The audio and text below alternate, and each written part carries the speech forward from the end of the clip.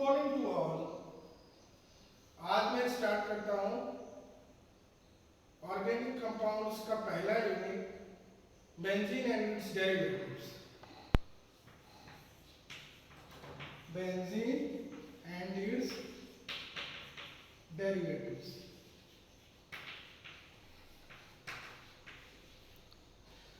So benzene and it's derivatives से start करने के पहले हमें जानना चाहिए क्या होता है ऑर्गेनिक कंपाउंड्स। क्या होता है organic compounds? What do you mean by the term organic compounds? Organic means ऐसा कंपाउंड जिसमें कि क्या होना चाहिए? कार्बन। क्या होना चाहिए? Carbon. Means those compounds which contains a carbon is known as a carbon containing compounds known as a organic compound। ठीक है, तो कार्बन एक भी हो सकता है और मोर देन टू भी हो सकता है। Those compounds known as a organic compound। Example के लिए अगर हम समझते हैं तो COOH, CH3, HCl, NO2, इसमें कौन सा ऑर्गेनिक कंपाउंड है या ऑर्गेनिक कंपाउंड नहीं है? तो हम देखेंगे यहाँ पे एक कार्बन है, यहाँ पे एक कार्बन है, यहाँ पे कार्बन है। क्या दिखने के लिए कार्बन है, लेकिन ये क्या है? L। तो ये क्या हो गया आपका? क्लोरीन। ये यहाँ पे कार्बन नहीं है, यहाँ कार्बन है क्या? नहीं है। इट मीन्स सिर्फ COOH में ये कार्बन है, CH3 में मिथाइल ग्रुप में ये कार्बन है। तो these two compounds are known as organic compound। In example में से जो समझा, ठीक है? तो ये है हमारा ऑर्गेनिक कंपाउंड्स। अब इन्हीं ऑर्गेनिक कंपाउंड्स में बेंजीन आता है। क्या आता है? बेंजीन। तो बेंजीन जैसा कि आप लोग जानते होंगे कि बेंजीन का फार्मूला ऐसा है। दूसरा, बेंजीन को हम कैसे लिख सकते हो?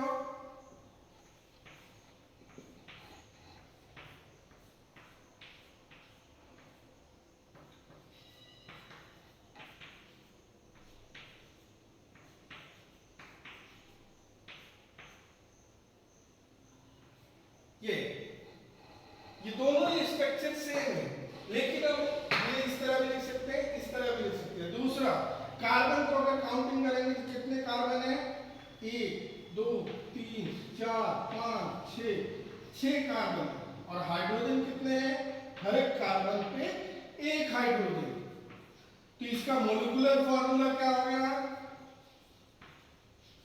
Molecular formula C6H6। इसका मोलिकुलर फार्मूला क्या हो गया? C6H6। ये किसकी स्ट्रक्चर है? बेंजीन। तो बेंजीन क्या है? कार्बन। क्या है? कार्बन। और चूंकि बेंजीन में कार्बन और हाइड्रोजन का कॉम्बिनेशन है, तो these compounds are also known as a hydrocarbon compound. Hydrocarbon compound. Is it clear? तो ये हो गया हमारा बेंजीन। अब बेंजीन को समझने के लिए इसकी 3 स्ट्रक्चर्स है। स्ट्रक्चरल फॉर्म में समझने के लिए बेंजीन को सबसे पहले कैल्कुलेट, किसने डेरिवेटिव दिया? कैल्कुलेट ने दिया। दूसरा इसकी केमिकल फॉर्म। तीसरा इसका रिजोनेंस फॉर्म। अब जब हम केकुले की बात करते हैं तो केकुले क्या था? केकुले एक साइंटिस्ट था। तो केकुले जो साइंटिस्ट था उसने क्या देखा? एक दिन नींद में, बरसात का समय था और वो खटिया पे लेटा था।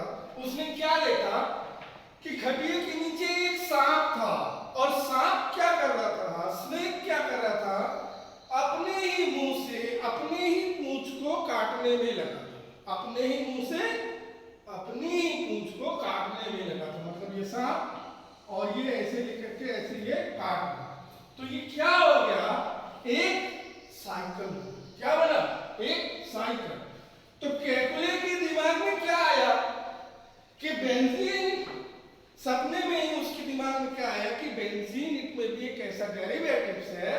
जो कि कैसा होगा, साइक्लिक। कैसा होगा, साइक्लिक। तो इस तरह से कैटुली ने डिराइव कर दिया कि बेंजीन की जो स्ट्रक्चर होगी वो कैसा होगा, साइक्लिक होगा। कैसा होगा, साइक्लिक फॉर्म में। ठीक है। जब हम केमिकल मॉइटी की बात करेंगे, केमिकल मॉइटी की बात करेंगे तो इसमें क्या होता है,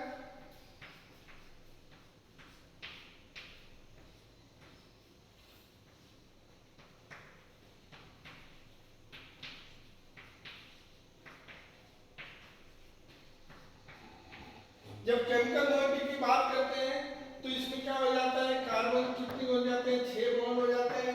कार्बन हाइड्रोजन के बीच में लिंकेज हो जाती है और इस तरह से इनके बीच में जो हाइब्रिडाइजेशन होता है वो कैसा होता है, sp2। कैसा होता है, sp2। दूसरा, इनके बीच में जब हम देख रहे हैं कि कार्बन कार्बन, यहां पे हम समझेंगे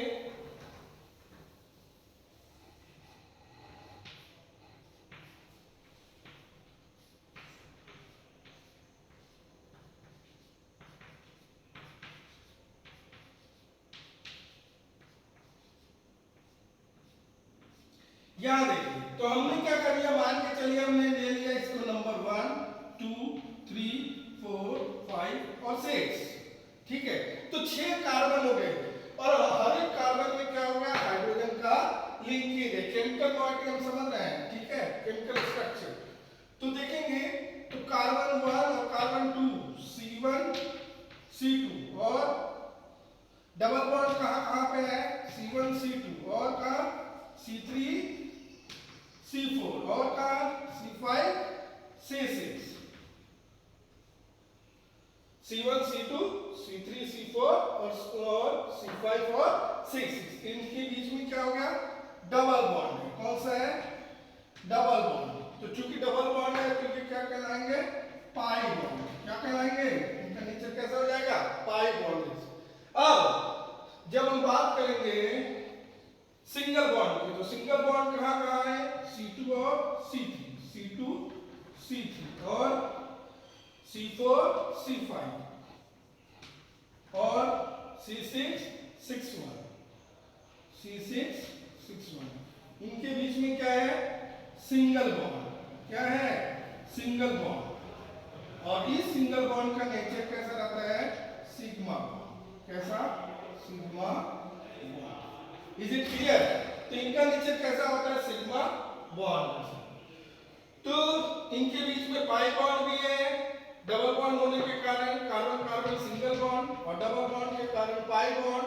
तो सेम एसिड इनके बीच में सिंगल सिग्मा बॉन्ड और पाई बॉन्ड। इस तरह से इनका हाइब्रिडाइजेशन जो हो गया, हाइब्रिडाइजेशन बेंजीन का जो हो गया वो क्या हो गया, sp2। और इसमें कार्बन कार्बन और कार्बन हाइड्रोजन के बीच में जब बॉन्ड एंगल की बात करेंगे, ये हाइब्रिडाइजेशन है तो इसमें एंगल कितना होगा, 120 डिग्री। ठीक है, इज इट क्लियर।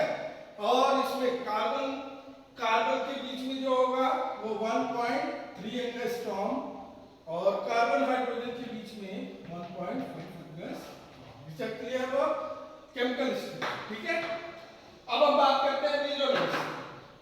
तो जब रेजोनेंस की बात करते हैं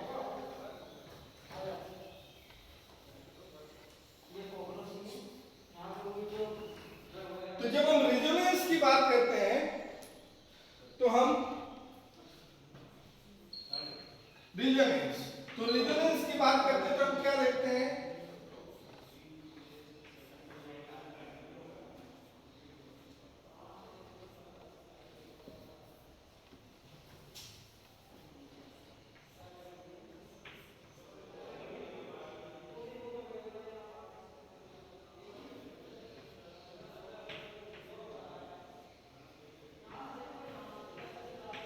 रेजोनेंस की देखते हैं तो हम ये देखेंगे बेंजीन है और हम यहाँ पे क्या कर रहे हैं, बॉन्ड्स की शिफ्टिंग करते रहे हैं। यहाँ से जो डबल बॉन्ड है वो बॉन्ड की शिफ्टिंग हो रही है इस पोजीशन में। इसका डबल बॉन्ड जो हो रहा है वो शिफ्टिंग हम यहाँ करते रहे हैं।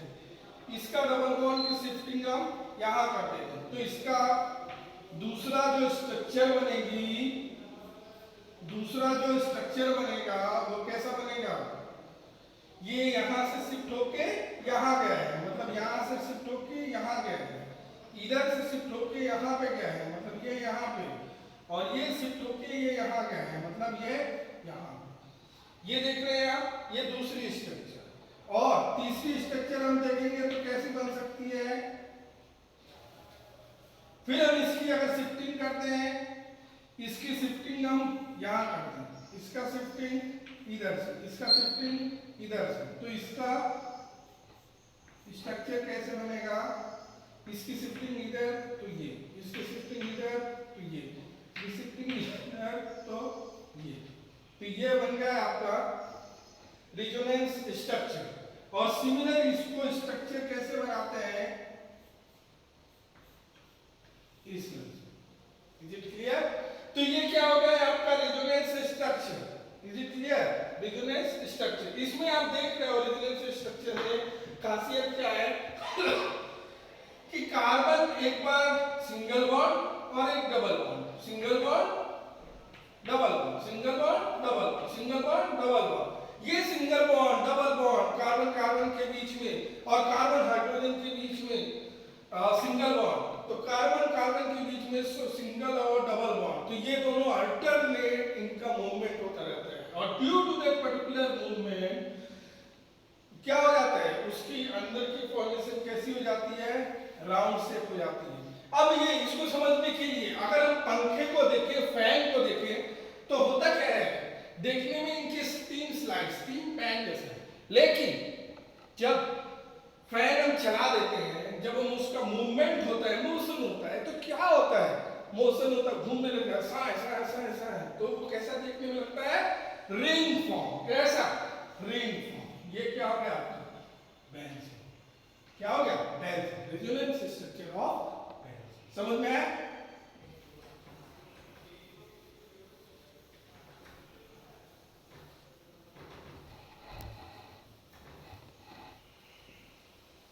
अब एक चीज और बता देता हूं, पहली चीज जो ऑर्गेनिक कंपाउंड की खासियत रहती है कि ऑर्गेनिक कंपाउंड्स को दो टाइप में बांटा गया है।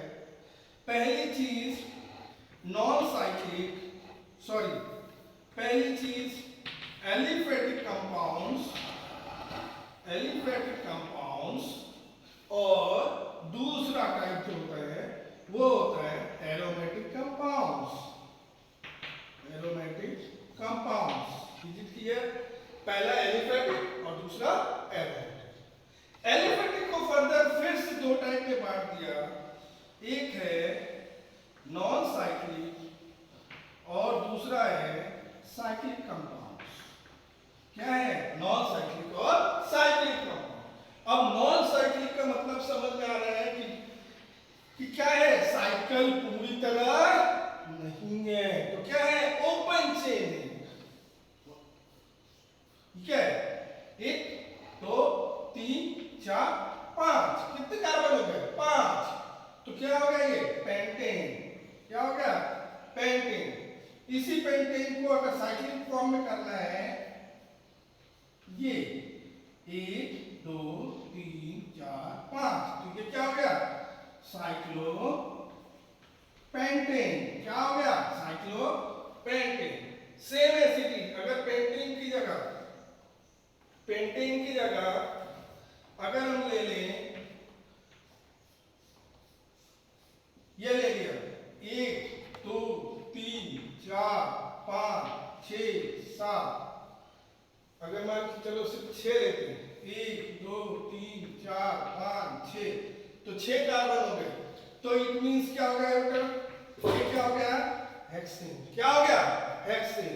और इसी की जगह अगर जब साइक्लिक फॉर्म की बात करेंगे तो ये क्या बन जाएगा, ये बना, और इसको हम क्या कहेंगे, नहीं बेंजीन नहीं कहेंगे, इसको क्या कहेंगे, साइक्लिक फॉर्म में है, 6 कार्बन है इसमें, तो इसको कहेंगे साइक्लोहेक्सेन, क्या कहेंगे, साइक्लोहेक्सेन। समझ में आ गया, क्लियर। वहीं पे अगर हेक्सेन की जगह 1 2 3 4, 1 2 3 4, ये क्या हो गया? ब्यूटेन। क्या हो गया? ब्यूटेन। और अगर साइक्लिक फॉर्म की बात करेंगे तो कैसे बनेगा? ये रेक्टेंगल या स्क्वायर फॉर्म, ठीक है? तो क्या हो गया? 1 2 3 4, ये क्या हो गया? Cyclobutane. These compounds are known as aliphatic compound, क्योंकि क्या होता है? या तो साइक्लिक होगा या तो फिर नॉन साइक्लिक। समझ में आया? अब हम बढ़ते हैं, इसी का दूसरा फॉर्म ऑर्गेनिक कंपाउंड का क्या होता है? Aromatic compounds. तो एरोमेटिक कंपाउंड्स क्या होते हैं? Those compounds which contains 6 carbon in a cyclic form। तो उसमें क्या रहेंगे? ये बेंजीन वाला कंपाउंड क्या हो गया आपका? Aromatic compound. Is it clear? चलिए अब आगे बढ़ते हैं। डेरिवेटिव्स क्या होता है? Derivatives, benzene and it's derivatives पहला यूनिट है। तो क्या होता है डेरिवेटिव्स? तो जैसे मठा, क्रीम, घी, मलाई, रबड़ी, व्हाट इज दिस? ये क्या है? ये सारी डेरिवेटिव जो बताया है, मठा है, दूध मठा है, क्रीम है, मलाई है, रबड़ी है, ये सारी किसके प्रोडक्ट्स है? किसके डेरिवेटिव्स है? मिल्क। किसका डेरिवेटिव्स है? Milk. Same as it is benzene का भी डेरिवेटिव्स होता है। अब कैसे हो सकता है बेंजीन का डेरिवेटिव्स? तो हमें मालूम है, आपको मालूम है कि केकुले के अकॉर्डिंग 6 कार्बन था, बाकी नहीं, और उसके में क्या था? 6 हाइड्रोजन था। क्या था? 6 हाइड्रोजन था कि नहीं? तो डेरिवेटिव्स का मतलब है कि किसी भी हाइड्रोजन को रिप्लेस करके, किसी भी हाइड्रोजन को रिप्लेस करके, उसको हटा करके कोई भी एक सब्स्टिट्यूट लेके आओ, तो वो क्या कहलाएगा? उस पर्टिकुलर कंपाउंड का डेरिवेटिव्स। तो यहाँ ये क्या है? बेंजीन। क्या है ये? बेंजीन। और बेंजीन में जब हम एक हाइड्रोजन रिप्लेस करेंगे, एक hydrogen, when one hydrogen is replaced with any substitute, तो ये इसको क्या बोलेंगे हम? Mono substitution. डेरिवेटिव्स। एक हाइड्रोजन रिप्लेस कर रहे हैं तो मोनो सब्स्टिट्यूशन डेरिवेटिव। इसका एग्जांपल क्या होगा?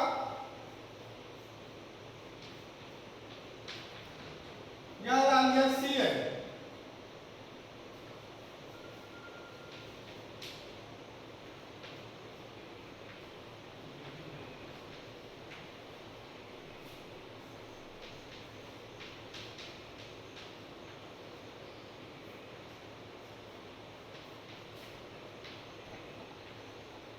देखिए, तो हमने क्या किया?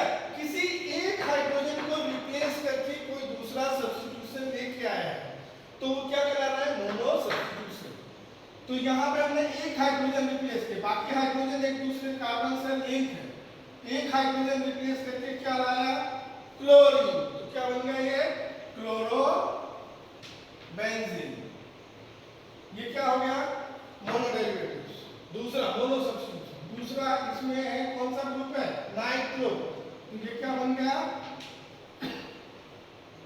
नाइट्रोबेंजीन। अब ये क्या है? OH hydroxy group. तो ये क्या हो गया? फिनॉल। क्या है? फिनॉल। और यहाँ पे CH3 है, तो ये क्या बन जाएगा? टोल्यूइन। ठीक है? और अलग से और भी बहुत सारे एग्जांपल रहते हैं। सपोज मान लो ये बन गया यहाँ पे NH2, तो ये क्या हो गया? Ne। क्या हो गया? Ne।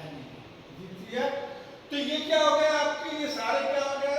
Mono derivatives. Mono substitution means जहां पे 6 हाइड्रोजन होते थे 6 कार्बन के साथ में, तो कोई भी एक हाइड्रोजन रिप्लेस करके कोई एक सब्स्टिट्यूट लेके आया है, उसकी जगह कोई एक हाइड्रोजन की जगह कोई दूसरी चीज जुड़ रही है, उस डेरिवेटिव्स को क्या क्या कहेंगे? Mono substitution. एक सब्स्टिट्यूट हो रहा है इसलिए मोनो सब्स्टिट्यूट। ठीक है। अब when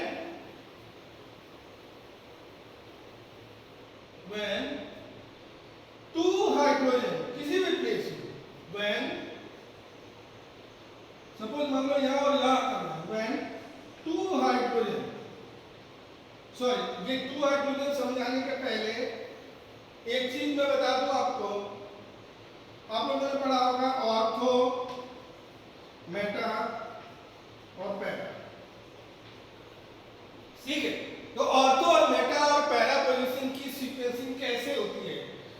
तो बेटा जैसे मान के चलिए कि ये बेंजीन है, नॉर्मली हम क्या कहते हैं, ये पोजीशन की है, ये होगी ऑर्थो, ये होगी मेटा, ये होगी पैरा, ये ऑर्थो, ये मेटा, ये पैरा। ठीक। लेकिन यहाँ पे कोई एक की कार्बन होना चाहिए। सपोज मान लो दो सब्स्टिट्यूट की कार्बन हो गया, यहाँ पे ये की कार्बन हो गया, तो ये क्या हो गया इस पोजीशन के लिए, ये ऑर्थो, ये मेटा, ये पैरा। इसका पहला वाला ही पोजीशन यहाँ पे भी सिमिलर है, जैसे यहाँ पहला पोजीशन ऑर्थो, सेम ऐसी चीज यहाँ पे ऑर्थो, ये मेटा, और यहाँ पे भी सेकंड पोजीशन मेटा और थर्ड पोजीशन में पैरा। ठीक है। Ortho, meta, para. इसको रिकॉल करने के लिए अगर नहीं याद होता है इसका सीक्वेंस, तो एक नाम याद कर लो। एक व्यक्ति था जिसका नाम था ओम प्रकाश। जैसे हम प्रेयर करते हैं तो स्कूल की प्रेयर या कॉलेज की प्रेयर किससे स्टार्ट होती है? Om Prakash. O ortho, M stands for meta और प्रकाश स्टैंड्स फॉर, ठीक है। तो ऑर्थो, मेटा, पैरा की पोजीशन 1 2 है। ठीक है। अब अगर मान के चलिए डाई सब्स्टिट्यूशन की हम बात करते हैं, ऑर्थो, मेटा, पैरा का सवाल डाई सब्स्टिट्यूशन और पॉली सब्स्टिट्यूशन में आता है, कभी भी सिंगल मोनो सब्स्टिट्यूशन में नहीं उसका यूज होता। तो जब हम डाई सब्स्टिट्यूशन की बात करें तो हमें मालूम है कि दो सब्स्टिट्यूट हो गए। सपोज मान लीजिए यहाँ पे OH है क्या, और यहाँ मान के चलिए कि क्या हो गया CH3 ले लिया।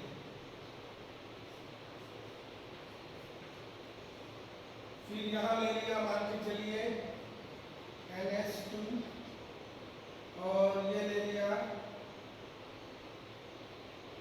क्लोरीन। ठीक। और यहाँ CH3 और यहाँ मान के चलिए Cl ले लिया। ठीक है। तो डाई सब्स्टिट्यूशन में हम देख रहे हैं कि दो पोजीशन में सब्स्टिट्यूट हो रहा है, एक पोजीशन यहाँ, एक पोजीशन यहाँ। अब इस केस में जब हम, और यहाँ पे देखिए सेम स्थिति यहाँ और यहाँ, ये और ये। तो अब हम यहाँ पे देखेंगे की कार्बन कौन सा है, की कार्बन, तब तो हम डिसाइड कर पाएंगे कि ऑर्थो कहाँ है, मेटा कहाँ है और पैरा। तो इसके लिए जब हम की कार्बन देखेंगे, तो वो क्या होगा, ये वाला। ठीक। इसके लिए की कार्बन क्या होगा, ये वाला, और इसके लिए की कार्बन क्या होगा, ये। तो ये हो गया ऑर्थो, मेटा और ये। तो इसका अगर नोमेनक्लेचर करना है तो पहली चीज ये इतना हमें मालूम है, अगर ये की कार्बन है तो ये हमें मालूम है यहाँ पे ये है क्या, फिनॉल। तो क्या हो जाएगा इसका नोमेनक्लेचर, मेटा मिथाइल फिनॉल। इसकी बात करेंगे तो क्या हो जाएगा, मेटा क्लोरो एनिलीन। इसकी बात करेंगे तो क्या हो जाएगा, मेटा क्लोरो टॉल्यून। तो ये क्या हो गया, डाई सब्स्टिट्यूशन। सेम ऐसी चीज क्या होता है, पॉली सब्स्टिट्यूशन, जहां पे तीन या 3 से ज्यादा हाइड्रोजन का सब्स्टिट्यूट किया जाता है, वो क्या कह सकते हैं, पॉली सब्स्टिट्यूशन।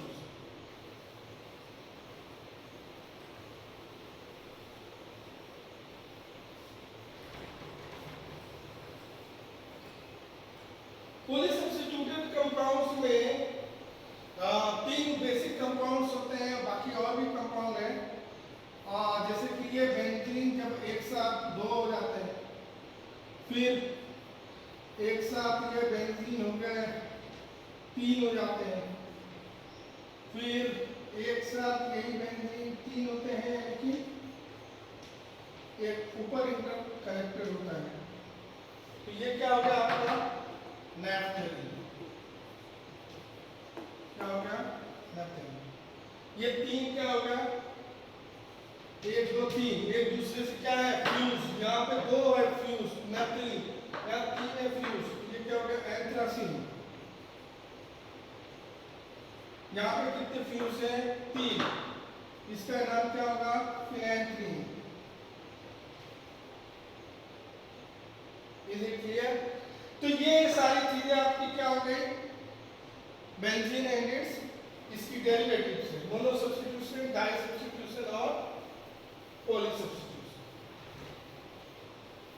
अब समझते हैं reactions of benzene.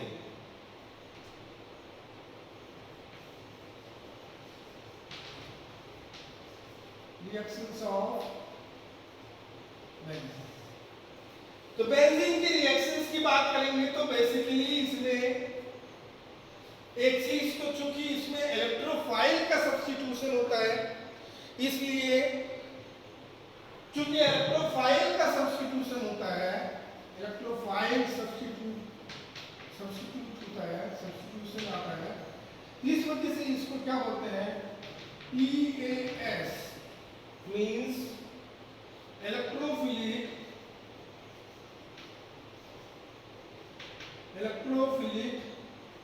Aromatic substitution. क्योंकि बेंजीन में किसको रिप्लेस किया जाता है, इलेक्ट्रोफाइल का सब्स्टिट्यूशन होता है, इस वजह से बेंजीन रिएक्शंस को हम क्या बोलते हैं, इलेक्ट्रोफिलिक एरोमेटिक सब्स्टिट्यूशन।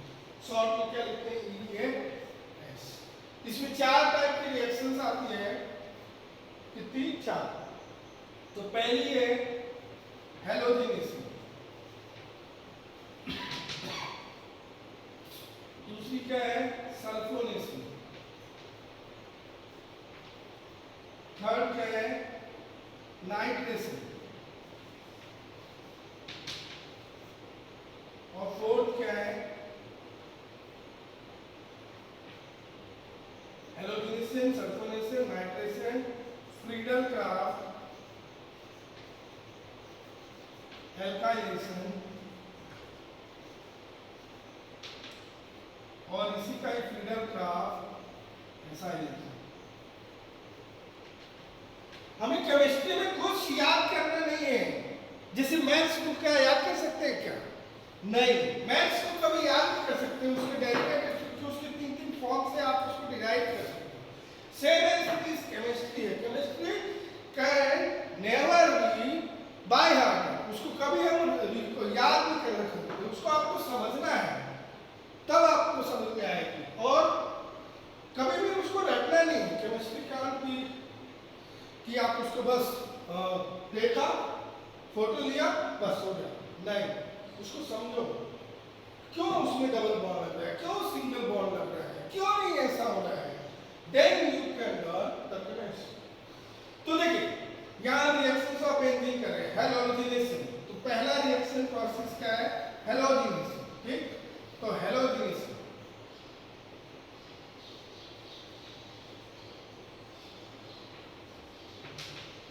हैलोजिनेशन समझने के लिए हमने बेंजीन लिया,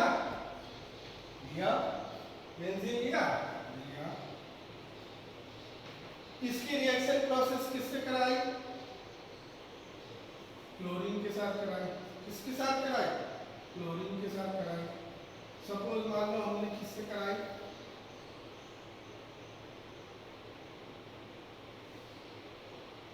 ये सॉरी एल्युमिनियम क्लोराइड, ये क्या है? Lewis acid catalyst. ठीक, लुईस एसिड कैटलिस्ट।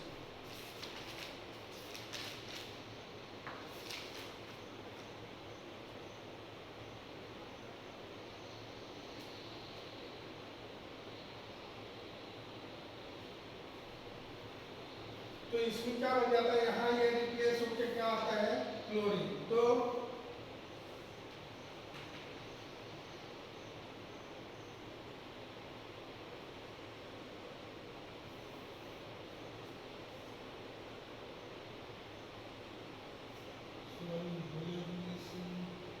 में क्या करते हैं?